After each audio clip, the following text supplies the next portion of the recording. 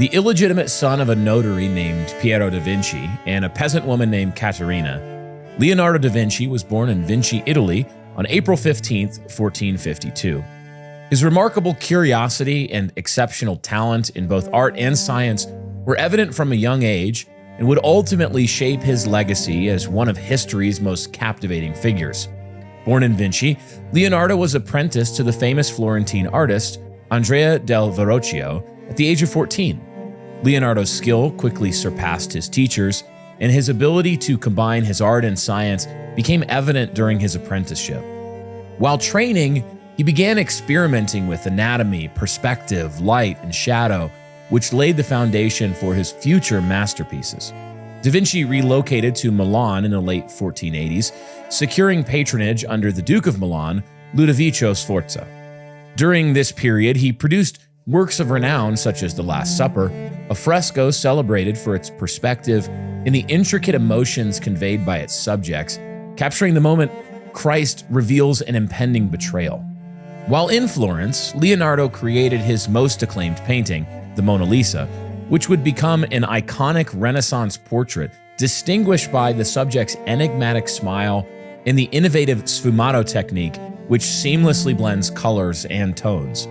This approach revolutionized portraiture, emphasizing depth, emotion, and subtlety. The Mona Lisa is shrouded in mystery, making its story as captivating as the artwork itself. This acclaimed painting transcends mere artistry. Leonardo da Vinci painted the Mona Lisa between 1503 and 1506, though he is believed to have continued working on it for several years after that, possibly until around 1517. The painting depicts a woman with a wry smile, sitting against a surreal background of distant mountains and winding rivers. The identity of the woman in the painting has been the subject of speculation for centuries, but the most widely accepted theory is that she was Lisa Gherardini, the wife of a wealthy Florentine merchant named Francesco del Giocondo. The name Mona Lisa itself comes from the Italian Mona Lisa, which means Lady Lisa. The work remained in Leonardo's possession until his death in 1519. It was later acquired by King Francis I of France, who hung it in the Palace of Fontainebleau and later the Louvre Museum in Paris. But the painting became truly legendary after a remarkable event in 1911, theft. On August 21, 1911, the Mona Lisa was stolen from the Louvre by an Italian named Vincenzo Peruggia, who believed the painting should be returned to Italy, thinking it had been taken from his homeland during the Napoleonic Wars. The painting was missing for over 2 years. Its theft caused an international scandal. The Mona Lisa was eventually recovered in 1913 when Perugia tried to sell it to an art dealer in Florence. Imagine trying to literally sell the Mona Lisa on the black market. Obviously not the brightest guy. The dealer grew suspicious and contacted the authorities. Hey, it seems like somebody's trying to sell the literal Mona Lisa.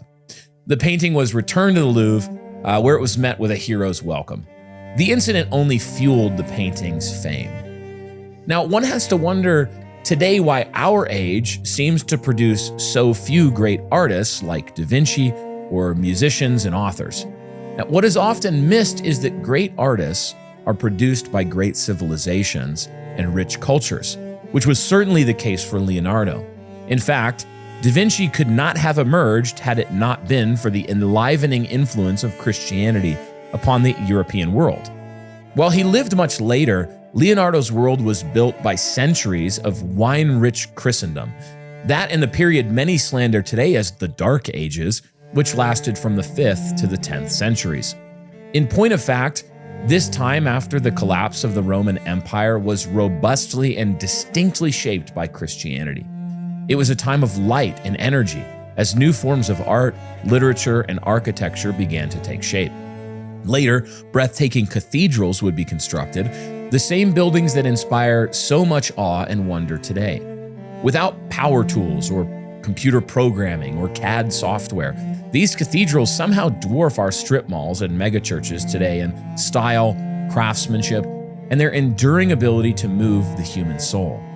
As we discuss in today's episode, which features an interview with Dr. George Grant, the 5th through the 9th centuries were marked by guilds of learning, which, as Dr. Grant says, were the melding of craftsmanship with covenant succession. A student spent an entire lifetime being shaped by a master who helped them become immersed in whatever trade they had taken up. As a result, artists saw themselves as workmen and spent a lifetime honing their craft. None of this could have been possible without the emergence of a Christian education that shaped every facet of life.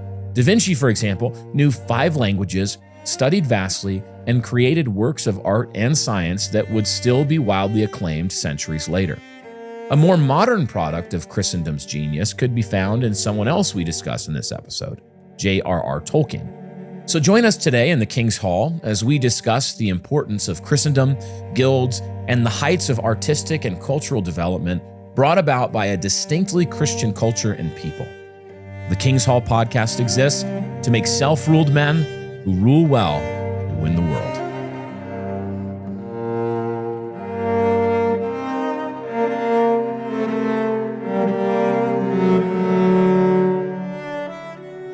Well, gentlemen, welcome to this episode of the King's Hall podcast. We've got a host of characters that we'll be talking with today. Actually, just 3, plus George Grant makes 4. Dan, public school math, Burkholder, you're here.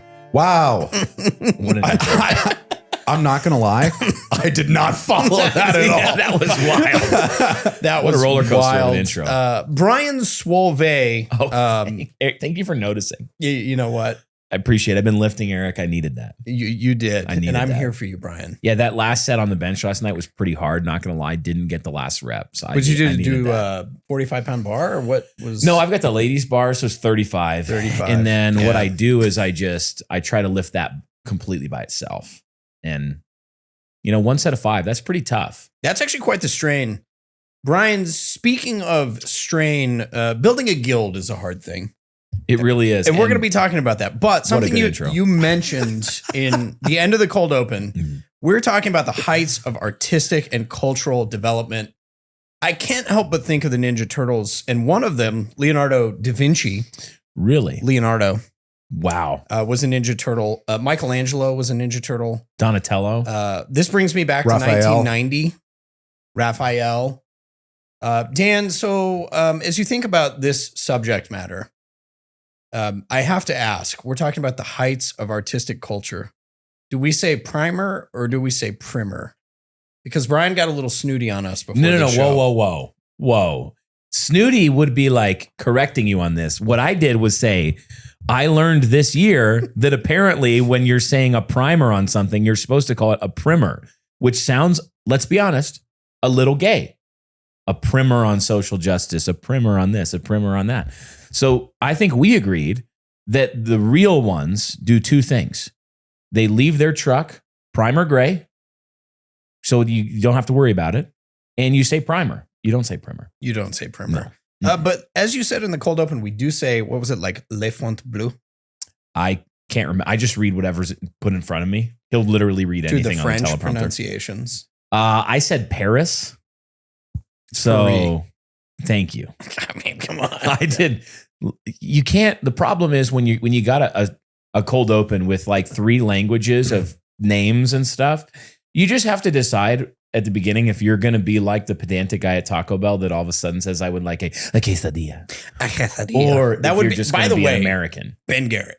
I would like an extra a tortilla. No, you just He still tries to order food at El Rancho. he does at Rancho Wait, Market. Now. he's He still tries to order in at the Spanish. Mexican grocer. Yes. He tries to order in Spanish. So he'll go in there and try and order in Spanish, and the guy will look at him and then at the end he'll say, "I speak English." Yeah, he'll be like, "Yo quiero 3 libras de marida," and he'll be like, "Do you mean you'd like 3 pounds of ground beef, sir?" He's like, "Yes, yes, that is what I mean." Yes. Well, you just asked if you knew where the ladies' underwear was, sir. So you should revisit ChatGPT. Okay. It's like, Ben Garrett, our very own. Dan, one of the things we will talk about in this show that I think is interesting, one of the comments that George makes in the interview, Dr. George Grant, big brain, brilliant, wonderful pastor and scholar. We've referenced a lot of his work. But one of the things he mentions is this idea with the guild and pairing craftsman level workmanship with covenant succession. So the idea is sort of that somebody like Da Vinci, he would have worked for his whole lifetime to learn a trade, but he's studying under somebody who worked his whole lifetime learning similar trades. And so you can understand how you would actually get masters over many centuries. So my question is, as you think about this kind of view of work, first of all, in your vast experience in the business world, inside corporate America, this probably reminds you a lot of the level of work that's out there today. I mean, I do have experience in corporate America, Eric. And believe it or not, that has not been my experience. Legacy work? No? No. Actually, it's funny you mentioned that because one of the businesses I worked for was actually started by a gentleman after, I believe it was Vietnam. He gets back from Vietnam. He starts advertising in gun magazines in like the back. If you've ever looked at old magazines, there were ads in the back, almost like classifieds. And he built this business from nothing. It was like in his garage into a $300 million plus a year business, all from a catalog. But the thing is, as a family business that was owned by the family, other than him, did not involve themselves. They were actually quite not capable of running the business. And so even today, you get many examples of boomer-aged men who have started businesses and they're successful and they're now reaching retirement age. They want out, and there is a glut of businesses that are for sale because they don't have anyone to pass them on to. And so this is a generational failure. This isn't unique to our time even. This has been happening for a long time. Yeah, I mean, it makes me think that when you look at the pattern that was typical pre-industrial revolution, it was a pattern of primarily continuity. So you would have covenant succession of you worshiped your father's God in the church your father worshiped in. You took up your father's trade, which was his father's trade. So there was fundamentally continuity, not just in the thing you did to make a living, but across like all of your life. You lived in the town, in the place that your family had been for often centuries, at least generations. Unless some big event came, a war or a famine or something that would force you to leave and change, there was continuity. Now we build discontinuity into our cultural practices because, you're thinking about that boomer-aged guy that worked hard and started that business doing HVAC or doing Windows or software. It could be almost anything. What was the expectation for his children? Well, he didn't pass on to them the idea, and they didn't receive. You're going to learn the family business, son. I'm going to equip you. All my kids, you're going to work whatever part of the business you seem most apt to work in. Or if not, there was also continuity in that old system where if maybe you didn't work exactly in your father's business, maybe he's a farmer and you're going to be a blacksmith, but it's probably because there's some family or connection where you're going to send your son for some time to become, what we'd call today an intern, but basically like sweeping the floors and learning the craft from the ground up. We've now built discontinuity in so that boomer actually probably thought of success for his kids. Like, I don't want you to do something dull and dusty and boring, like run my boring HVAC business. I want you to go to college and get a degree in economics, and you're going to... Because then you could be working in a cubicle. We had the wrong status symbols. Meanwhile, that guy goes out, and increasingly, as the college inflation makes the degree less and less valuable, but the cultural ideas and norms take a while to catch up. They're actually catching up now. People don't value college degrees the way they did 20 years ago. Instead, it's funny, like the business that a lot of these boomers are like, our son, we need him to go get college degrees and do this. They're businesses that make hundreds of thousands of dollars a year that could support many households and families and grow and sustain. So there's something that's gone wrong in the foundations of our cultural thinking to deracinate us, to uproot us from our place and from that legacy of continuity to where now all of the systems of our culture actually militate against people doing that. They're trying to persuade you not to have continuity. Yeah, and it's one of the questions we posed in the cold open, but the idea that our age doesn't seem to produce great works of art, literature, architecture. Architecture is a really interesting one because you can see it. This has been a long-standing joke on the show, how much we love Dallas strip malls and how beautiful that is to look at. They bring me to eye. tears. Sort of has that Joseph Stalin-esque Just kind of je ne sais quoi. appeal. Yeah, the je ne sais quoi. That kind of makes you not want to be alive anymore. So there's kind of something unique about that.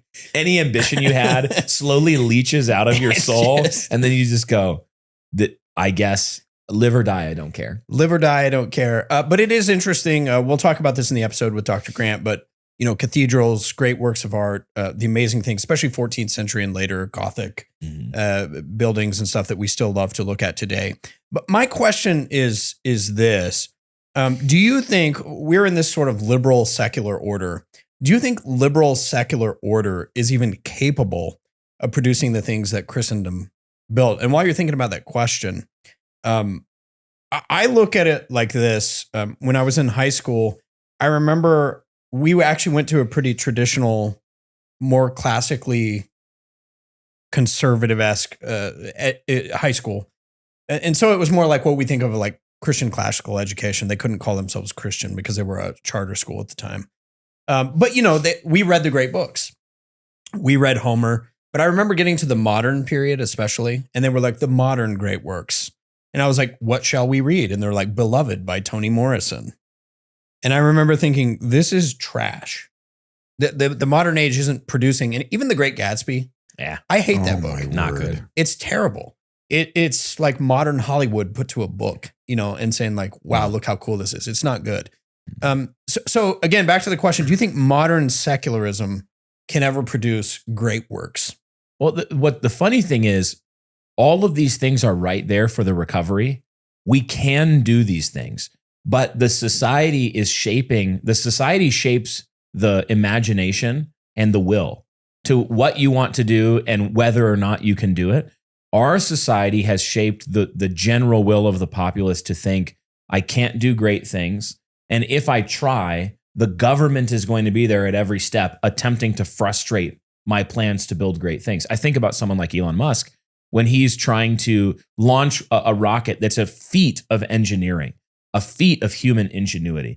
And the local authorities there are in California or Florida, wherever it is. They're arguing with him for months about whether he's allowed to put water on the launch pad after the launch or at the landing or something to prevent it from burning.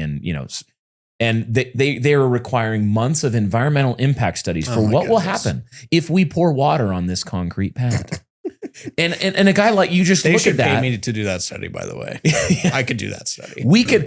This is what I think. You could take with the technological advance today in CAD and in 3-dimensional manufacturing, and you could be creating Gothic cathedrals carved in marble by brilliant artists who have a 100 or 1,000-fold productivity edge over the old master who had to do that by hand. And we could talk about the goodness or not goodness of that, but that's all possible. We could be building columns and Corinthian and composite columns today out of stone and marble and putting them together in ways that honestly the medievals would have only dreamed of. And they would look around and they would ask us, with all of these capabilities you have, you built that? It took us 500 years to build this cathedral. You could do it in 5 years, and you built that? And then they would find the Mormons, and they'd be like, why are the Mormons the only ones doing this kind of, like the Mormons are building these elaborate temples everywhere. Not good. Don't be Mormon. Friends don't let friends be Mormon. But it's a matter of will. It's a matter of aesthetic. It's a matter of vision. It's a matter of imagination. And those are the things that have been stripped from us because those are the things that grow up out of the deep roots of a people and a place over a long period of time with a shared intergenerational vision for beauty and inheritance and glorification of a place. Those are the things that have been stolen, not our ability to do them. Yeah, that's I think a really good point. It's interesting the level of work. Like if you think about something like Da Vinci, again, if somebody who trained under someone who had trained under somebody who had trained, you think about the skill level of that work. Dan, I always think about it with particularly things like that we're talking about, the hard skills like that our fathers passed on. But like you look at the older generations and are like, my dad can weld, my dad can do brakes, he can do any of those things in his sleep. I'll ask him about a circuit for the electrical in our home, and he's like, "Oh, it's real simple. You just gotta." I'm like, "How do you know this? You're not an electrician." Nah, but it's simple. And they grew up in ages before YouTube, so that was all passed on from other generations. And there's a wealth there. But then if you don't have those, like Brian mentioned, deracination, it seems like it's just the quality of things, the quality of the work and culture just isn't. It's going to be pygmy compared to that other stuff. Yeah. I mean, as you see with guilds, the generational ability to build on skills, especially, and knowledge is going to be a huge benefit. I mean, this is what we do in education. This isn't foreign to us. What do we do when we educate our own students, our own children? Is that we go back to the great works. There's continuity there from previous generations. One of the things that I suspect, and I haven't studied deeply on this, one thing I suspect, the reason that we've really had architecture, art, and this rise of of secular humanism that's really affected every part of our world as far as beauty and aesthetics and knowledge and everything like that. I suspect a lot of it actually has to do with law and with the government. Think about what we've been discovering recently with USAID and what they've been benefiting and who they've been benefiting. And if you look back in time and the commissioning of cathedrals, where did the money come from? It wasn't coming from the stonecutters. They were being paid. Somebody was commissioning them. Mm-hmm. It was some royalty. It could have been the church who had wealth and power and things like that. But with Da Vinci, he became commissioned by the King of France. Yeah. And to go create art. Yeah. Part of that is that you actually, at that time, the government itself was benefiting people to actually build great things. What is the government, especially post World War II, benefiting? I mean, that's really what law does, is say, this is good and this is bad. I'm going to fund this. I'm not going to fund this. Well, so what have they been funding? Yeah, bureaucratic built world. They've been funding. If you look at even like we have an Air Force base. So you can tell where they put the money. We have F-35s, $1 billion, whatever the heck they cost per airplane. And it's like $12,000 a minute to fly one of these things. They've got it down to $40 million a pop now. Oh, is that? Yeah. I don't know the exact cost, but it's astronomical. They say the F-35 has a lifetime cost of $1.3 trillion. Wow. Okay, there you go. Operating. But then if you were to look at the buildings that the Air Force is actually building on base, they are like metal sheds. They don't even have drinkable water. I lived in on one. Hill Air Force Base. Really? Yeah, it's bad. 3087B Concord Way, baby. Terrible place to live. But it is funny though, when there is a dynamic there that's kind of interesting for us as far as the government being self-interested, because as you drive through small towns in the Midwest, in the West here, and I'm sure it's like this other places, you go into some of these small towns that are like unincorporated to like 20,000 people. The most beautiful buildings are government buildings. Yep. The courthouse. They're the courthouse. Yeah. Or something City along Hall. City Hall, something like that. Something changed though. Yeah, but something changed to where the government or the legislatures, the rulers were no longer interested in actually funding beautiful things to be made for the benefit of the people. Instead, they're advantaging other things like a massive military or aid for social welfare or whatever they're spending their money on. You can look at the books.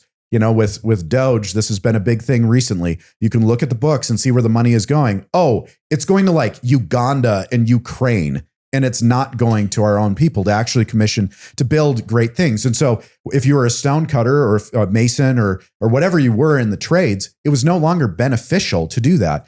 And with the rise of the education system, like you said, with credentialism, university credentialism as a way to escape the mire of this failing trade world, You wanted your kids to escape into something that was actually beneficial, financial systems, corporate America. That's actually what's being benefited by tax codes and by legislation. And so you would encourage your kids to no longer pursue the trades because there was some opportunity elsewhere. And we all want our kids to have a better life than we had. And so I think there are multiple facets to this, but I think an underestimated one is simply just based on the rulers and the law and where the money goes. I think that's actually a big thing. And so there was a break in the continuity of generational knowledge to the point now where it comes up in the interview, and it might have even mentioned in the cold open about how we've lost knowledge. There's so much lost knowledge now where if we desired to build a cathedral that was built in the 12th century, like, I don't know if we could actually do it. I don't know if we could do it. Yeah. It would take men a lifetime to figure it out. I think we could do it and do it faster. I think you could. I think so there's an argument to be made there. There's lost knowledge. Like, think of how long it would take to train up a legion of artisans to carve that stone. But I really do think that and you're right, that the law aspect, the didactic quality of law, it teaches you and it shapes culture. It directs, it puts up barriers, is what a lot of the time what it does. In a lot of the barriers for us have been in bureaucratic, regulation. Like regulatory laws, a lot of them aren't even laws. They are the regulatory acts of unelected bureaucrats interpreting basic laws and then imposing them on the people. Well, you can see this with building regulations, even for just houses. As men in our congregation look to build houses, the number of hoops they have to jump through and the time it takes them to do that, it's miserable. But if we had the will tomorrow to begin creating great works in the church and in the state of beautiful, classically informed, but even distinctly American architecture and art, we could absolutely do it. And we could do it in ways that would almost seem magical to the Middle Ages, to the medieval people. Even I think of something like the Chinese painting programs that they have. You guys might be familiar with this, but you can literally go on the internet and you can find Chinese businesses that have a warehouse full of sculptors and painters that are replicating great works. So like Rembrandt's and Leonardo da Vinci's works and these great works, Luminous, the Hudson River School artists. You can go find any of these guys. And they have dozens and dozens of Chinese painters that they have taught all the principles of art and composition and how to mix paint. And they're laboring probably for insanely low wages, like in a sweatshop environment, to create sweatshop oil paintings or sweatshop sculptures. And you can go buy, like, legitimately, I think you could go buy a fairly decently sized replication of an actual painting of a master work for like $500 or something like that. And they'll ship it to you from China. I know this, and ask me how I know. Because you've bought one. Have you bought one? I've bought one. Yeah, I've looked at them. Think that's how actually replicable the skills themselves are. Now, it's so funny though. You look at the cultural imagination of Chinese communism linked with globalist free trade American demand. And that's what we create. It's not that we can't make the paintings. One of those Chinamen is probably probably has the potential to be a great artist, like an actual great. We could be doing this, but our imagination immediately goes to, how can I mass produce this? Not a patron system that's going to produce great works of art and public works that people are going to be able to behold for centuries and shape our imagination. They think, how can I turn this into a sweatshop for globalist free trade? That's an imagination problem. Yeah. First. And don't get me wrong. I think we can build beautiful things. Yeah. Like, absolutely. Yeah. Yes to everything that you said. I think that there are smaller aspects that are of work that have been lost over time. Mm-hmm. I think it was even with Notre Dame, the cathedral, and the stained glass. Notre Dame. Thank you. With the cathedral, I don't know if you guys recall reading this about the stained glass, that the older stained glass was better than the newer stained glass. And we were talking like, whatever it was built, 14th century. And then in the 17th century, they couldn't make stained glass as good as they used to. Or aspects like There are cathedrals that are built, they don't have any metal in them at all. Right. Because steel doesn't last more than a few hundred years or Like, 500 years or whatever. It's not long enough. Yeah. So they use all wood. Old growth timbers that don't exist anymore. Yeah. Unless you go to like a national park that's protected and start chopping down redwoods. It's Yeah, like, that's timber what we do. framing We and go to stuff like that. Redwood National Forest. We start cutting down the trees. This like, is Donner's redwood. even the make a Mormon, church out of there's a Mormon building in Utah. It was only about 150 years old because that's the extent of our history here. Post like savages kind of history, but I'm sorry, I was dunking on the Indians again. I am one of them. I'm allowed to, in the DEI Olympics, dunk on them. Yeah, you look at It caught on fire and they had to replace a bunch of timbers, or they've done work in the Mormon buildings that are 150 years old. And they run into similar things where they will have elaborate structures that are built with whole timber and lashings that are still functioning perfectly and that they can't replicate, because of code, but also because of materials.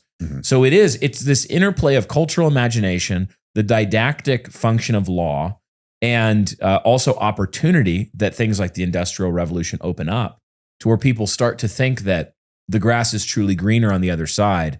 If I could just escape this humdrum, never-ending continuity, I've got to do something new and do something great.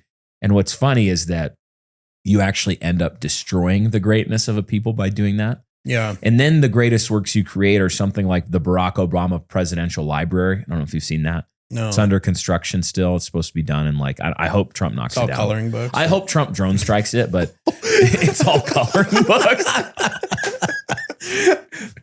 Oh, that's good.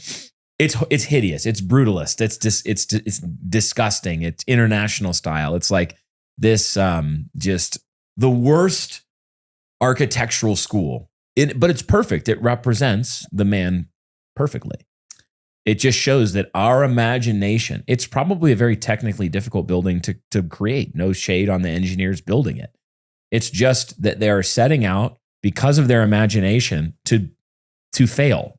They're succeeding in failing. And that's so much of what I think goes into this conversation of covenant succession and trades and fathers to sons and guilds. And it's about cultural imagination. It's why I'm so excited right now in our nation, because I think we're at the beginnings, I hope, I pray, of a recovery of a cultural imagination that says, America, it's not that America cannot do these things. It's that we have been dreaming too small and we have been stifled by evil people who have shackled us to drab, gray, meaninglessness, nihilism, and we will throw off those shackles and go, the sun is still up. We're the United States of freaking America. Like we can do these things, right? I hope we're coming back to that. We can sail across oceans. We may have even not put a man on the fall off moon. We'll and see. not I don't fall know. off the edge of the flat earth. I Yeah. mean, we could actually do it. Yeah, I mean, and there is a difference between we haven't done this and we can't do this. Yes. That is a big difference. Totally. And so when we say like, I don't know if we could build the exact same thing, doesn't mean we should stop trying. No, we should how do you recover knowledge? Yeah. Well, you just figure it out and you just keep building. Go full send. And understand that the work itself transcends your own life and that it's worth being passed on. Mm-hmm. So maybe we won't figure out the ins and outs of building the most beautiful cathedrals today. Yeah. But you can try and you'll probably hit some of the targets of beauty. And then it's worth passing on the knowledge and saying like, hey, this is what we did. Don't do that, but do this instead. This is the problem. We think you get in these conversations, churches do this, institutions do this. You get in the conversation with the architect and you say, we need to build a church building. And they say, okay, here's the palette. Here's what you do. And you say, well, what about this? Like, what about this great 200-year-old American church that's beautiful and people love, and they still delight to be inside today? And they say, well, this other thing's $275 a square foot if you want to build it, new build. Yeah, but this thing you're talking about, it's $600. It's $1,000 a square foot to build if you want to do it right. And we immediately go, of course. Why would we squander the Lord's money to build something 2 to 3 times more expensive today? And here's the answer. Your per square foot cost per year of actual use, functional use, will be far better if you build the thing that people want to be in 400 years. And if you're not thinking that far ahead, of course you're going to be you'll give way and you'll say, yeah, you're right. We should just build the box with the stuff like the most, because it's going to be multi-purpose and we're going to be able to rent it out to, the business guy that wants to come and do his Tony Robbins thing. And of course we should do that. TP roof, whatever, you're right. And I'm like, if we build a building and it doesn't have a freaking bell tower, stained glass, I will literally leave. You know what's funny? So the church I grew up in built a huge addition onto the church, and they built the multi-purpose room. They called it the MPR. Yeah. You know what it was used for? What? Nothing. It was used for no purpose. They ended up locking it, and it wasn't used, and it was part of this huge expansion. That's the point, is that if you build something beautiful and enduring, it will be enduring. Well, it's actually kind of crazy. I was looking this up where you guys were talking about it, because I got to thinking about this. Like, how long will a steel skyscraper last? Mm-hmm. And they said, a long time. They can last up to 100 years. The Twin Towers only 30, but the other ones, I mean, a long time is 100 years. This isn't Haunted Cosmos, sir. We can't. But 100 years? That's not very long. No, it's not. It's Where not very long. Traditional Japanese architecture, it's like all wood. Yeah. And they have, 1,500 plus year old buildings that are still standing. Just wood. The Japanese, this is an example of cultural imagination. The Japanese were like, look, we have a small island and we don't have a vast amount of natural, we have to be careful, but we love building out of wood. We need straight wood logs that are this kind of wood. So they figured out how to make a tree that would grow a base and then grow another tree up from it that they could harvest occasionally, and it would grow another one. Mm-hmm. Really? And yes. Yep. And their wood joinery is so good that in an earthquake, you get a lot of earthquakes. In an earthquake, it's fine. 1,500-year-old buildings that have gone through magnitude 8, 9 plus earthquakes. And they just move.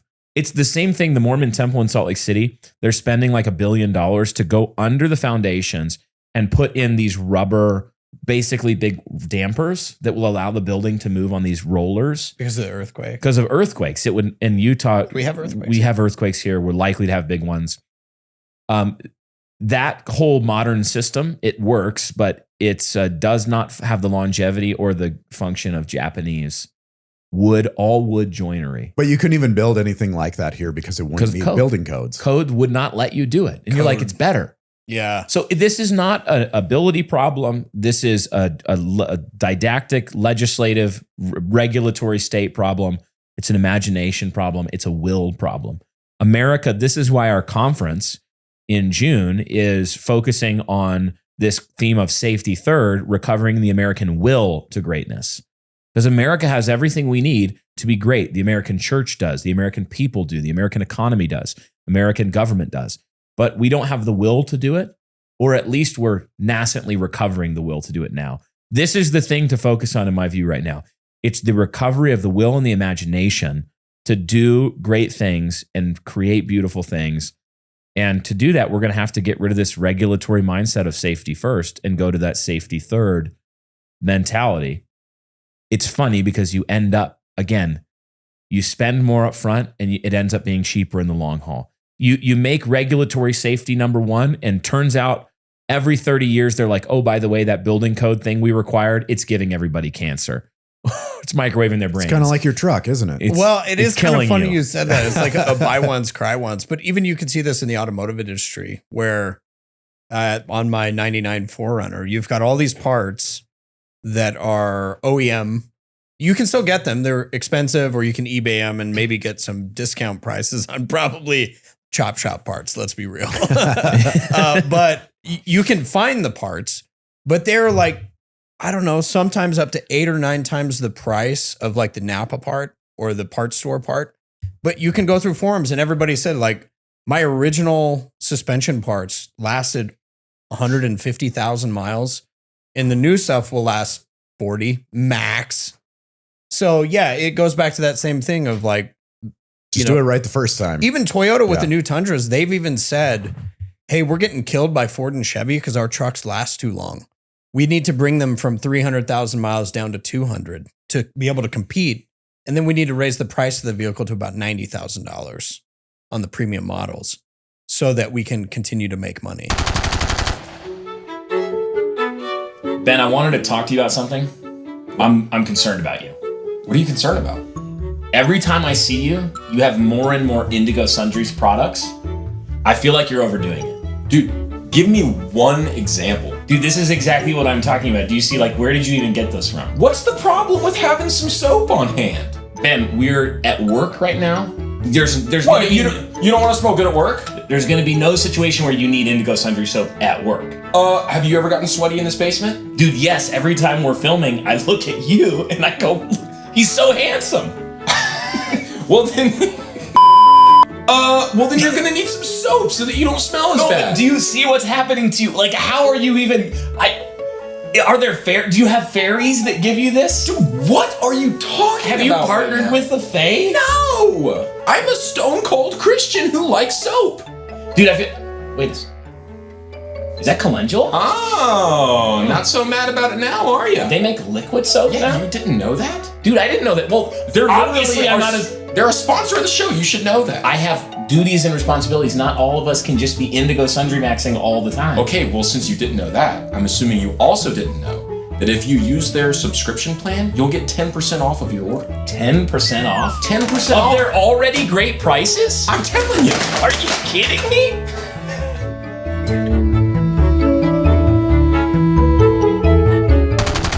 So yeah, and part of that, to Brian's point, is all about will. I do want to encourage people to check out the conference, June 12th through 14th, Ogden, Utah. Our very own Dan Burkholder is going to be there. Whatever you bring, he'll sign. You bring him a baby, he'll sign your baby. He'll sign your baby. He will I got sign to your work on baby. my signature. He might sign your baby if you It's- don't even ask. If you just leave your baby like I'll have a unattended, Sharpie in my hand, Yeah. non-toxic Sharpie, and I'll just be signing.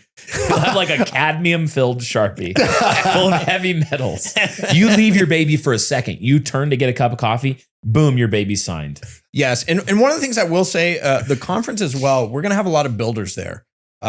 We've got investment capital people that I think will be there. We're going to network with them. But also, if you're a CEO type or you want to start a small business, you want to interface with other people who are interested in doing that, this is a great time to meet the other builders and growers and the changers of this great American nation. So I encourage you to be there. newchristendompress.com/2025. Yep, /2025. If you just go to our website, it's right there in the menu, Conference 2025. Love to have you guys there. It's going to be a really fun time. We've got more auxiliary fellowship type hangout networking events than ever before. We heard from you guys last time. We loved that element. Let's add even more of it. So we're trying to put more space in the schedule even. We're trying to put more. We have a pastor's breakfast. We have a VIP kind of mixer. We have a business mixer. We're like a Saturday night fellowship event. There's going to be church on Sunday and then a barbecue in the park on Sunday. So there's going to be opportunities to just be with everybody, get names, get connections. We'll have a way for everybody from a region to connect as well. So it's really, we always want the speaking to be great and on the note for what is required today and this year. And we think a lot about that. But we also want it to be something where you're meeting the right people and you're getting to be encouraged and built up and make connections that can change, that can actually change your life. Like that's the value of you meet one right person in God's providence in your life. And it can change. It can be like who your kids marry. It can be what business you're in. It can be like these are trajectory changing moments if you'll grab onto them and get everything that's possible out of them. So come hang out. Absolutely. It sounds great. Encourage you now to check out the episode with Dr. George Grant, our interview, I should say. And just one last thing, we are going to hit record right after we stop this on an episode of After Hours for our patrons and talk about some juicy stuff. Like, for example, Christianity Today apparently is getting funded. They're a worse version, a worse Christian Aldi's version of NPR. So if you support the show on Patreon, you listen into that, and you can also get access to the Deus Vault, where we do a lot of stories from Christendom and Christian history that are short, punchy, and helpful to just remind you of the greatness that we come from so we can recover that will to be great ourselves. Check out the interview, and we hope you guys enjoy. Well, welcome to this episode of the King's Hall podcast. I'm your host in today's episode, Eric Kahn, and we are joined by Dr. George Grant. George, thank you so much for joining me. Oh, it's my delight, Eric. I love the podcast, so it's fun to be on. Awesome. Yeah, I would love to hear that. In this season, we're talking about Christendom. And in some camps in Moscow, in Ogden, we've continued kind of this idea of rebuilding Christendom. One of the things that we thought to do is to actually go back and say, what was it? I think a lot of people talk about it, but we don't always know exactly what the definition was.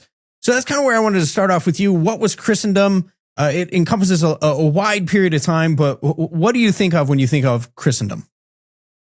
Well, when the Roman Empire began to come apart at the seams in the 5th century AD, there was a kind of cultural unity all across the whole Roman world, despite the fact that the barbarian invasions had really transformed the character of most of Northern Europe and eventually all of Europe.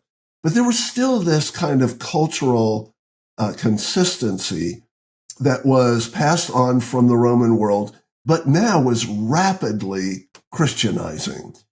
The idea of nations is a very modern idea. It's an idea that emerges out of the Enlightenment partly and all of the revolutions of the 18th and 19th centuries.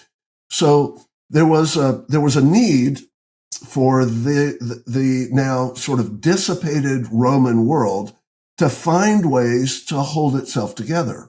And the dynamism of the Christian faith applied to every single detail of life became the glue for this new emerging civilization. And what we start to see is something entirely unique. It was built on the ruins of the old Roman world, but it was entirely different.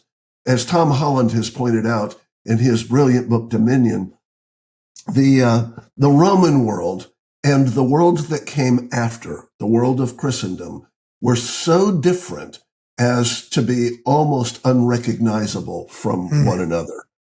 The basis for law, the basis for justice, the ability for people to move from the lowest rungs of society to the highest rungs of society, opportunity, prosperity, the emergence for the first time of a middle class. All of this was the result of a Christian ethos, the application of Christian morality, Christian ethics, the emergence of a new approach to art, music, literature, and ideas. The idea that all children should be discipled, that their training for life, whether they went into the trades or if they were, of noble families, they had to be equipped and trained. This is the beginning of a distinctively Christian education. So all of this sort of over the course of time from the 5th all the way through the end of the 9th century lay the foundations for what would be the flowering of this new civilization. There were a lot of interesting innovations, including the development of feudalism, which was a hierarchical structure that was primarily a grassroots bottom-up system rather than a top-down system, but it provided a means for inheritance law, tort law, the structure of justice for local communities, protection against invaders, all of that. And you start to see the emergence of guilds of learning, the various guilds of the trades, so that we start to see the development of shared innovations across the whole of the Christian world. And you start to see endeavors to push the boundaries of Christendom wider and wider. You start to see trade and mercantilism re-emerge after a period of dissipation following the collapse of the Roman world. There were still the Roman roads and the Roman bridges and the Roman aqueducts, and the world of Christendom sort of built on those things. It's really an extraordinary period that was anything but the Dark Ages. These were really the bright lights of the beginnings of a whole new way of looking at life and culture. Anybody who's ever walked into a cathedral, even a small parish church from the 10th through the 14th centuries, will immediately say, how did they do this? How did they think of this? How did they, over the course of generations, have the patience to build a thing like this? How much did it cost? Well, it was really just the outflow of a new kind of civilization. Our modern world is really built on the foundations of the world of Christendom. Again, as Tom Holland, who's an atheist, points out, even modern atheists have their categories and their understanding of right and wrong built on Christian foundations. That's what Christendom gave us. Yeah, it's so fascinating. I remember you were talking about art, music, literature, and the things in the Dark Ages as we were taught in public school. And then I remember going to Europe. We were in Czech Republic. I think in Prague, we saw like the just amazing cathedral. And, they told us, they were like, yeah, it's still under construction. It's in like year 900 of construction.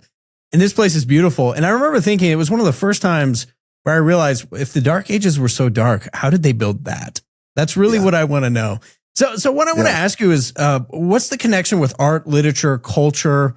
Compare that today. We have Taylor Swift and we have stuff like that going on, but you reverse it and you say they were really bringing about a very impressive culture. That comes from a certain kind of person, right? And so I'm curious about the individual and the communities that were producing that. What was it in the water that created such amazing art?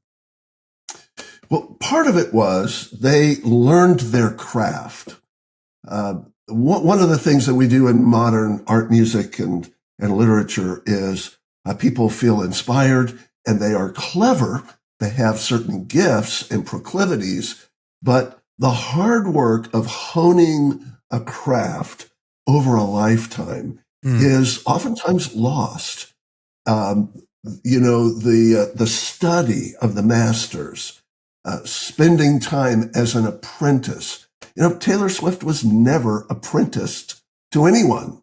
And the way that, in a sense, covenantal succession is built into the arts, as well as mercantilism and everything else, really laid firmer foundations than anything we had ever seen before or since. So what was in the water? What was in the water was a kind of diligence. Artists didn't think of themselves as another thing altogether. They were craftsmen. They learned their trade. They didn't dress in black with little berets and go around, hoity-toity. They were workmen. Yeah. And as a result, they oftentimes were cross-disciplinary. You read the work of someone like Leonardo da Vinci, who comes, of course, later, but you start to realize, okay, this guy knew at least 5 languages, was conversant in the sciences, the arts. He had studied carefully the inheritance of Rome that had been passed on through the antiquities. He was well studied and he lived a life of craftsmanship. That's something that is largely missing in our day.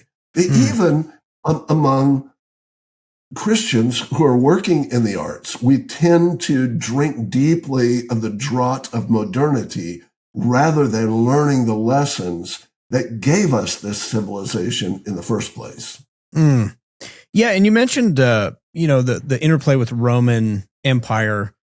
Some of the stuff that I've read is like you really wouldn't have had European Christendom especially had you not had the structures of the Roman Empire. So I guess just talk about why it was so providentially important that Rome, which eventually becomes, Christianized, but why was it so important, the interplay between Christianity and the Latin culture, Roman Empire? Well, there are a couple of things that a lot of commentators point out. The sort of universal peace, the protection of travel. It enabled the Apostle Paul to travel roads. There was good commerce on the Mediterranean Sea, so he could travel by ship. And all of those who came after the Apostle Paul had all of those advantages as well. But I like to point out the fact that Rome gave the perfect contrast of the Christian faith for the early Christians to repent from. A lot of times, we moderns have a hard time separating ourselves from the culture. It was not hard for the Christians to separate themselves from the culture. They saw themselves as a peculiar people, distinct, building something new. And as a result, they were thinking outside of the box. They cared for the children that were unwanted. In Rome, they were thrown away. They began the first non-ambulatory medical care facilities, what we today call hospitals, because the poor, the sick, the despised, and the rejected mattered. Every human being was precious. So while Roman roads, the prevailing, Pax Romana, provided a kind of evangelicum preparatorium.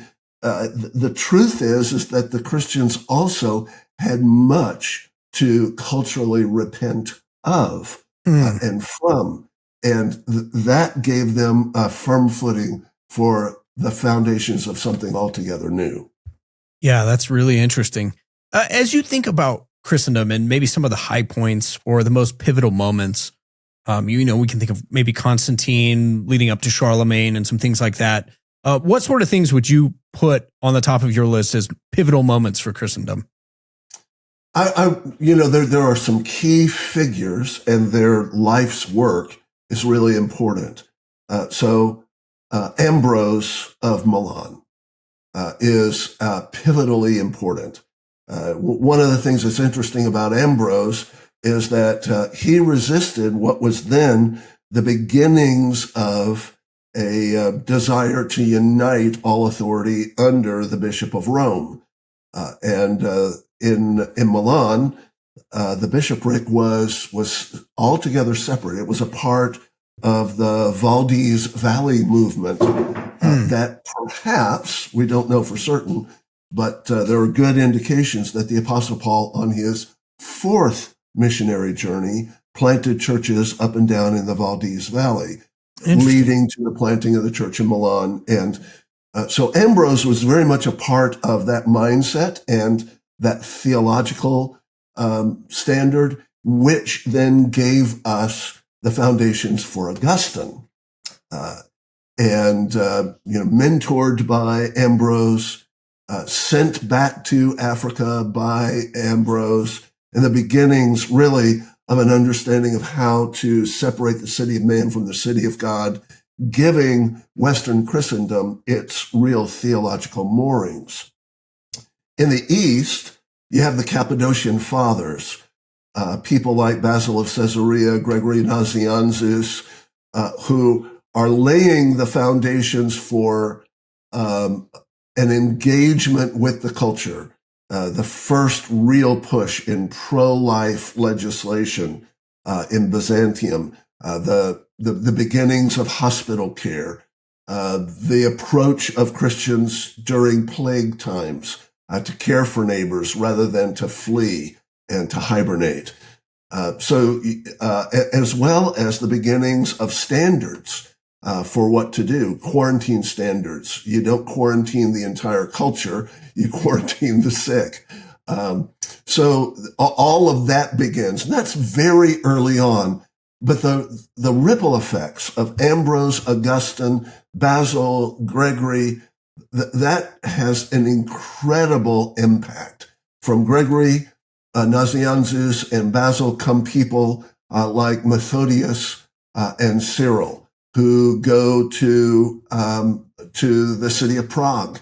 And this is where the grandparents of good King Wenceslas are converted. And we start to see the burgeoning of a remarkable movement there that then connects with the Valdez Valley Christians, so that you have essentially a new kind of Protestantism more than 300 years before Martin Luther. So all kinds of things are going on there. And then, of course, simultaneous with Cyril and Methodius, you have Charlemagne uniting the empire of the Franks. Charlemagne is one of those remarkable figures that, as you and I noted before we came on, not enough is written about him, but we can trace really the beginnings of the university movement, the beginnings of the codification of distinctively Christian classical education, to the initiatives that Charlemagne began in places like Aachen and later in Paris. So those are foundational. And, you know, we have glimpses of that world in things like the Song of Roland, where we see the beginnings of the conflict between Islam and Christianity along the southern tier of the Christian world. It's, so those are some of the big moments. Then, of course, in the 12th and 13th centuries, we start to have the cathedrals that begin to change everything. It wasn't just an architectural or an ecclesiastical wonder. It became a kind of civic wonder because cities were built up around them. And then we have the model for how Christian cities should be built. Church at the center, commerce around, and outside of that, the homes of those craftsmen and merchants who worked in the city. So you start to see the emergence of a whole new vision for how a city is built, very different from the old Roman model. Where I'm curious, literature-wise, on that, that vision for the city and the cathedral. Where do you read about that? Yeah, it's sad that we don't have a whole lot of good literature. I always go back to Ruskin and the Seven Lamps of Architecture as a beginning point, as we start to understand his much larger multi-volume work, The Stones of Venice, is also incredibly helpful. To study Andres Palladius, who gave us the Palladium style of architecture, which then influences everybody from Christopher Wren and Thomas Nash, all the way up to the present day, classical architects like Quinlan Terry. All of that really comes first from Vitruvius, then through Palladius, and then on. So you can read a lot of that from Ruskin, and then I really like the architectural writer Witold Rybinski. He's a Canadian of Polish extraction.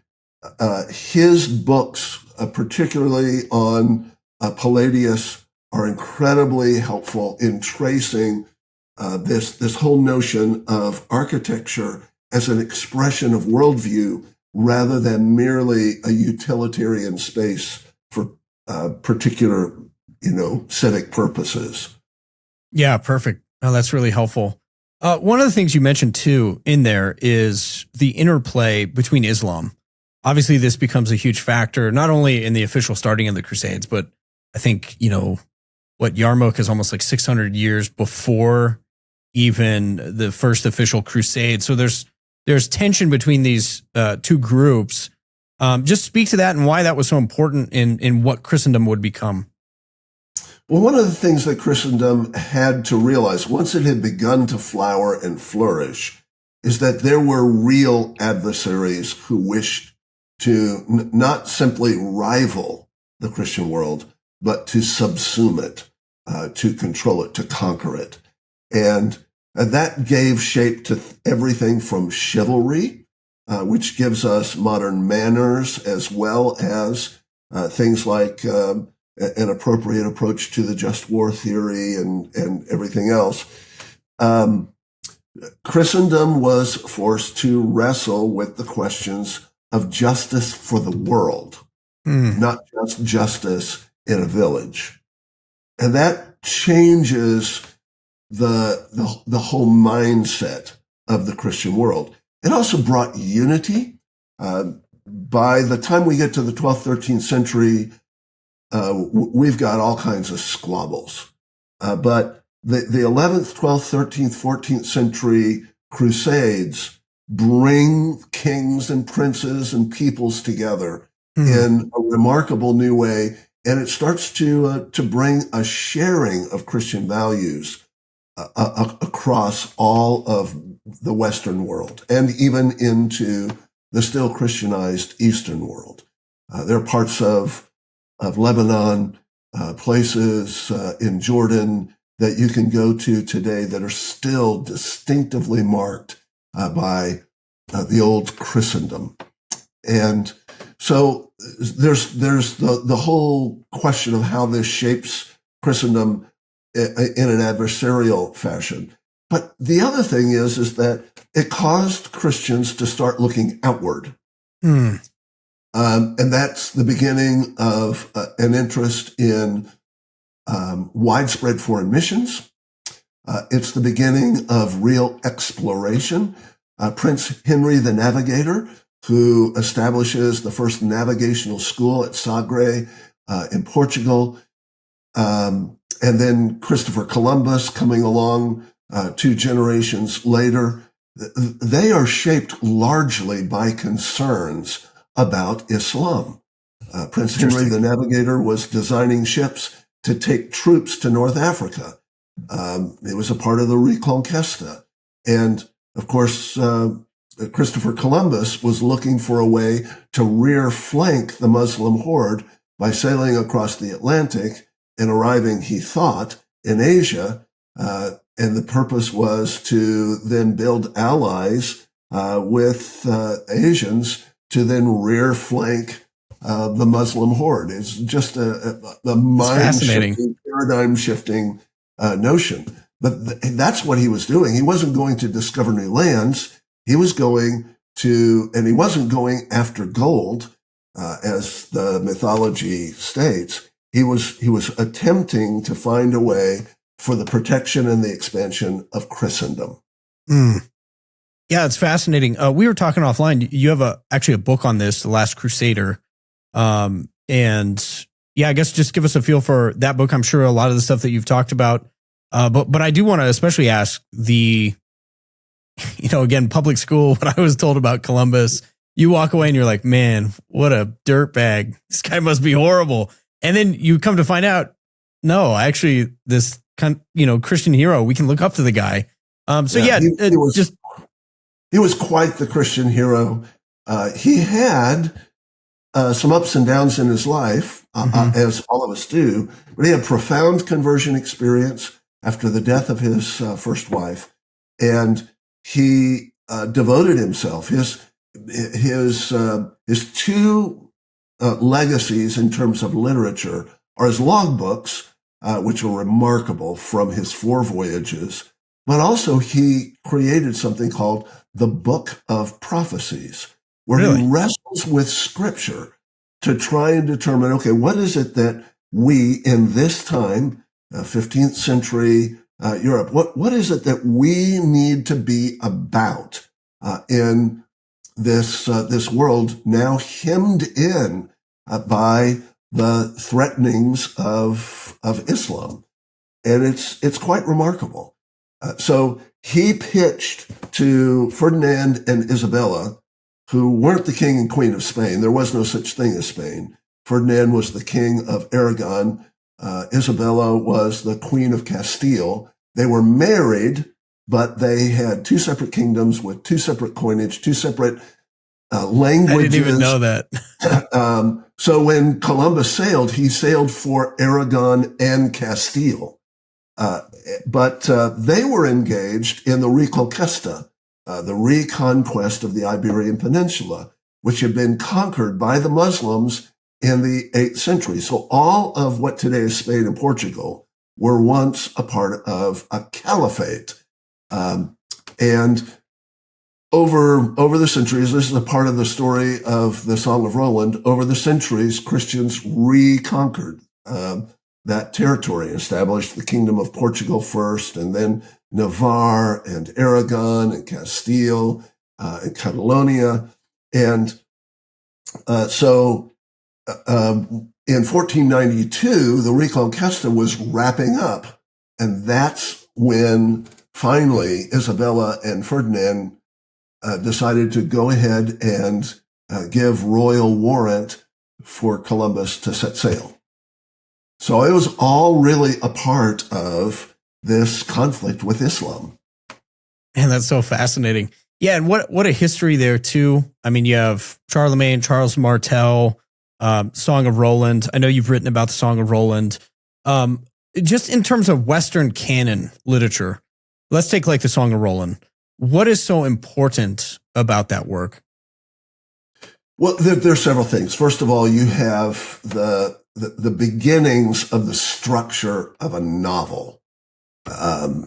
You have a cast of characters, you have unlikely heroes, you have betrayals, there's a buddy story, these unlikely buddies. There are all kinds of things that are just a natural part of the way we have come to structure the novel. In fact, when Miguel Cervantes writes what is, in a sense, the first true novel, Don Quixote, he does it built around, in a sense, a failed crusader. Don Quixote is a sort of he's tilting at windmills, but Miguel Cervantes had been in one of the last naval crusades and had been wounded in one of the last naval crusades, and so the story is built on the foundations of the Song of Roland.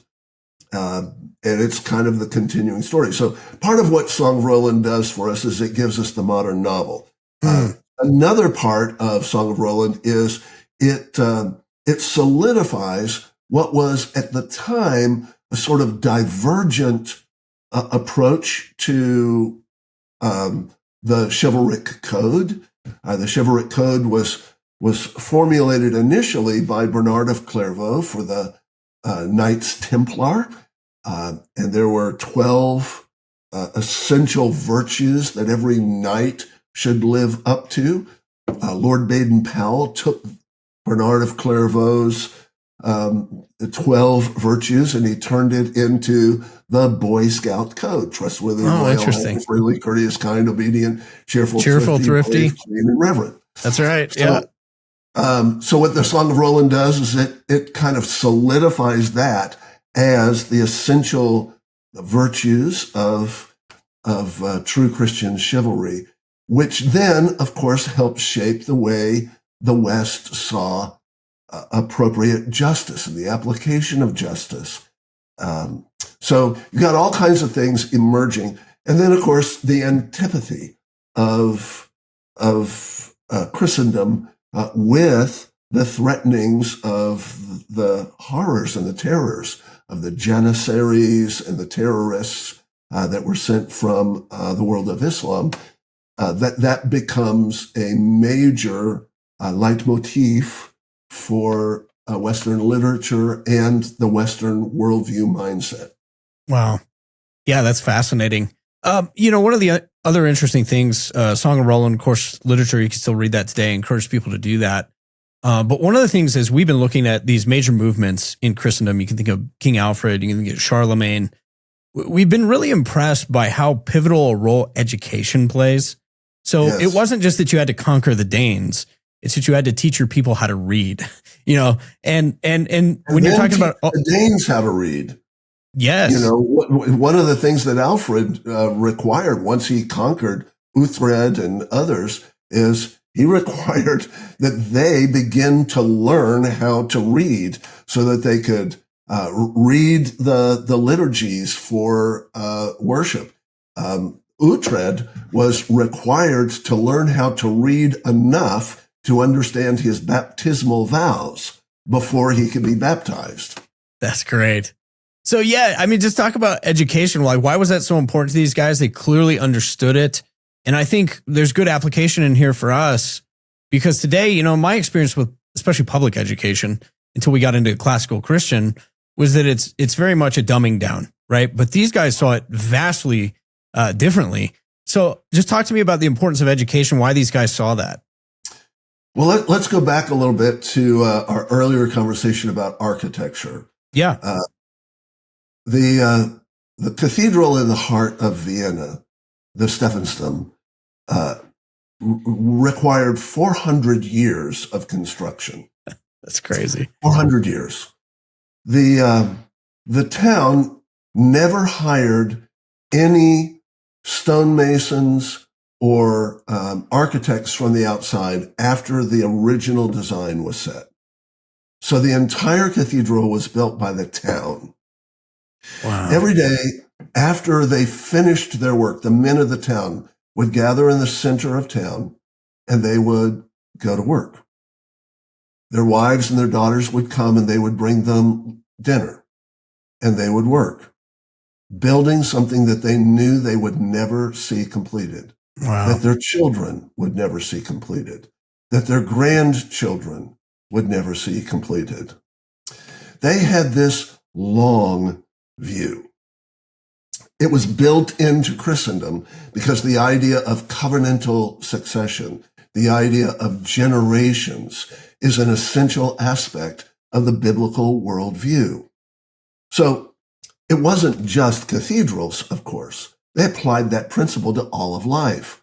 Therefore, education, preparing the next generation to pass on to the succeeding generation all of the truth, all of the craftsmanship, all of the beauty, all of the goodness, all of the traditions, that was vital. That made Christendom. Yeah, and you can see the importance too with, we were reading about like the Irish monasteries and being like a preservation for this learning and for education. And then I think it's Thomas Cahill, his book, like How the Irish Saved Civilization or something like this, but how they brought that back then to the mainland Europe. And so you do see these periods of, rise and fall of education standards and stuff like that. But it is interesting that kind of throughout there's this emphasis on we have to go back and learn. We have to. And by the way, you know way more about this than I do, but it's fascinating to me because the rigor of the education also was not like Common Core math. Like, No. This these is guys, really, it was rigorous really stuff. When you look at what was required to even begin to study under somebody like Abelard or Anselm, I mean, these students had to know multiple languages. They had to be conversant in the great books. And they had to be able to think. They had to be able to reason. And those skills were taught oftentimes at home, many times simply through the process of recopying books. Gerhard Grote in the IJssel Valley in the Netherlands today just took orphans off the street and he merely had them copying the great books and in the process teaching them to read them. That began a movement of little houses with a kind of structure and order called the Brethren of Common Life. And the Brethren of Common Life schools over the course of the next 150 years planted little house cottage centers of learning in the midst of perhaps the most wicked time imaginable, where many people, Petrarch and others believed that Dante believed Christendom was going to collapse. But here are these little pockets of learning. And 150 years after Gerhard of Grota, young Martin Luther was educated in a Brethren of Common Life school. Martin Luther was educated in a Brethren of Common Life school. Theodore Beza was educated in a Brethren of Common Life school. John Knox was educated in a Brethren of Common Life school. Ulrich Zwingli was educated in a Brethren of Common Life school. And so, what looked like small beginnings in the midst of a sea of perversity and wickedness and disarray, God uses those small beginnings to do great and glorious things.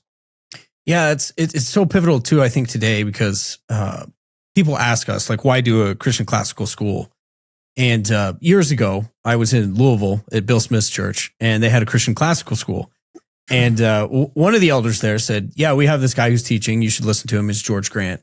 I had never heard of you. And I thought, wow, that's really interesting. And I started, kind of hearing this and thinking, wow, if these guys are right, and Christian education is so pivotal for the formation of souls and people and culture, then we really have to invest in it. So it has been encouraging to see at least a little bit more of that in Christian circles, the value placed on it. But I want to ask you, it seems like you can look at our culture today and say the same things. It seems like we're not the first people to ever say, the world has gone to hell in a handbasket. Culture is degrading. That seems to be, does it not, just embedded in all these stories from Christendom, that they saw that too. Right. It's we have to constantly remind ourselves that the great battles don't stay won. That's great. Those battles recur because the enemy is not sleeping. And the other thing is that the gospel runs contrary to our inclinations in sinful flesh. The gospel puts to death our sinful flesh. And so our sinful flesh fights for its life at every turn.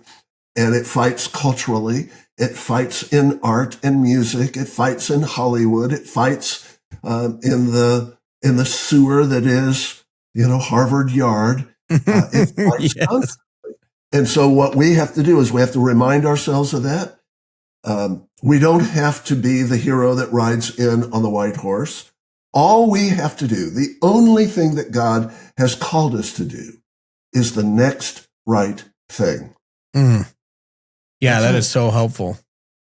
So helpful. And I think too, as we look at Christian history, we get some of the highlights, but you hear about a Charlemagne, but what about all the men who fought with him? Names you'll never know, right? Who, established the kingdom with him, and were just faithful. And that was enough, I think that's why Tolkien, probably one of the most lovable characters, is Samwise, for that very reason. I was even thinking when he says, Tolkien does, I think it's a Return of the King, that he's able to defeat the ring. And it's because he realizes I'm a gardener and I just need my garden to take care of. I'm not a king. I'm not a king of nations, and I don't need to lust for those things. I just need to take care of my garden. So a good picture, I think, for and what Christians. Makes Tolkien so great is that it's not Strider, it's not Frodo, it's not Gandalf who wind up being the hero of the story. It's Samwise Gamgee. Yes. I love that. Well, I want to ask you about Tolkien too. One of the things that's impressed me, we were having this debate on the King's Hall, and I said I think Tolkien could arguably be one of the greatest writers of our time. Last couple hundred years for sure. Maybe one of the greatest stories ever told. One of my favorite for sure. But what's interesting about it is he was so steeped, as was C.S. Lewis, in medieval literature. He had clearly done his homework, as we say today. Why do you think that sort of thing, even though it's old, it seems to play well even today? I think that's partly why they're really terrible, but that's partly why people are so into the Viking stories on Netflix and into really King Alfred, even though that was a total butcher job for the Last Kingdom. But people still seem to be moved by these stories, and it goes back to knowing the literature I wonder if you just weigh in on Tolkien and kind of his mastery there. Well, Tolkien was like those early craftsmen that we were talking about in Christendom. He worked hard on his craft. I have every single one of the ancillary volumes that his son has produced, some 14 volumes out of Tolkien's notebooks. He wrote and rewrote constantly. Wow. He was the consummate craftsman. He never saw himself as a literary figure. He was telling a story. Largely, he was attempting to work out this mythology and this world. And the result is, because of his incredible craftsmanship and obviously his giftedness and language and everything else, has set him entirely apart. There is an entire genre of fantasy books. You can go into a Barnes and Noble and see shelves of them, and none of them hold a candle to Tolkien.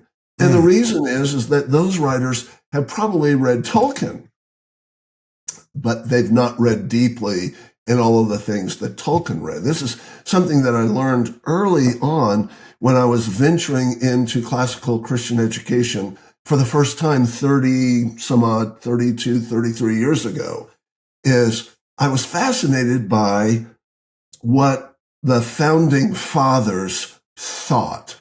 And as a political science major in college, I'd read a good bit. I'd studied the Constitution and all of that. But it struck me one day, I need to not just read what the founding fathers wrote. I need to read what the founding fathers read. Yes. And then I may begin to understand why it was that a tiny little strip of land along the edge of the Atlantic coast with less than 1 million people could produce an entire generation of geniuses that could resist the greatest power on earth. So as you think about some of those books, like what were they reading? I know there's a guy, in fact, I was talking to recently, Alex Petkus, and he was talking about this, that like anybody in that time, you would have found like a couple volumes that they all read. But I'm curious, like what's foundational for the founding fathers? Well, obviously they read Plutarch's Lives. That's the one he mentioned. That was his number one. Yeah, they all read Plutarch's Lives. They all read Suetonius's The Lives of the Caesars. They all read Vitruvius's 10 Books of Architecture. Every single one of them would have read things like Dante's Inferno, probably not the entire Divine Comedy, but certainly Inferno. They would have read the Canterbury Tales in Middle English. They would have, read some of the great poetry of the troubadours. They would have been well versed in Shakespeare, and they would have been real careful students of the scriptures. Every single one of them. Ben Franklin could quote massive sections of scripture from memory. He wasn't even a believer until he got into a relationship with George Whitefield. And even then, it's questionable whether or not he was ever converted. But he knew the scriptures, and he knew that they were important. Yeah, that's so impressive. That's really cool. I want to ask you a few questions, really about what we might call sort of the decline of Christendom, wherever we are today. But I want to ask you first, as we do that, how do you plot that trajectory? Because you talk to people who are post-Christian society and yada yada, but I look at it and I'm like, well, I don't know. It's hard to plot it when you're in the middle of it. So, is Christendom fallen? Where do you put us on that map? Well, we're clearly living in the midst of a wicked time. But the founding fathers were too. The American War for Independence was largely a battle against the encroachments of deep and profound depravity among the leaders of a British hierarchy. And, there was no Great Awakening before the Great Awakening. There was no Welsh revival before the Welsh revival. There was no John Knox before John Knox. All of that to say, who's to say what tomorrow will bring? Yes, we're in a mess.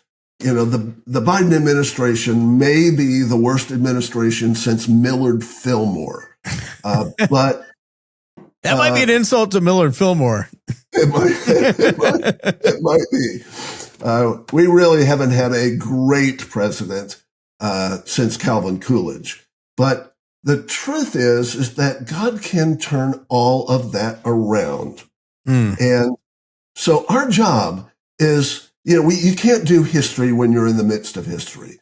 And we can't really plot everything. We can speak prophetically to our day and age, but we can't really speak eschatologically to our age, other than to give eschatological hope, the great hope of the prevailing power of the gospel. What we can do is we can mind our business, tend our gardens, raise our children, build our churches, create good work wherever we are, relish the beauty, goodness, and truth that the Lord has entrusted to us, and be a counter to the world. In other words, all we have to do is the next right thing. Yeah, that's so helpful. As you think about some of the factors that at least maybe rot in the timbers, maybe they're termites. A couple come to mind, feminism, obviously. You can think about some of the ecclesiastical things, the erosion of sound theology, et cetera. But when you trace a lot of these back, it seems like the answer, at least for a lot of people, comes back to the Enlightenment. And then you'll get to French Revolution, somewhere in that ballpark. But I'm curious, in your mind, start with the Enlightenment. What impact did that have on the world? The Enlightenment had a lot of impact in terms of the development of new approaches to science and industry. But culturally, the Enlightenment didn't really have a tremendous amount of downstream impact until really and truly the 19th century. And you start to see the revolutions, the Marxist revolutions of 1848, the Franco-Prussian War of 1871. And then you have the emergence of things like the Frankfurt School in Germany, and Antonio Gramsci working in Italy, trying to flesh out what Marxism could actually be if it weren't a failed economic system. What if Marxism could achieve that revolutionary goal by cultural means? So it's really not until then that we start to see an effect downstream in culture, because what Gramsci taught and what the Frankfurt School internalized and then disseminated was the notion that what we need to do is capture the robes of a culture, the robes of academia, the robes of science, the robes of the judiciary. And then over the course of a few generations, we can filter that down through the universities, through the structures of entertainment, et cetera. So it really took this strategy of people like the Reichs and the Heilbronners and Freud and others, for it to begin to actually affect the culture at large.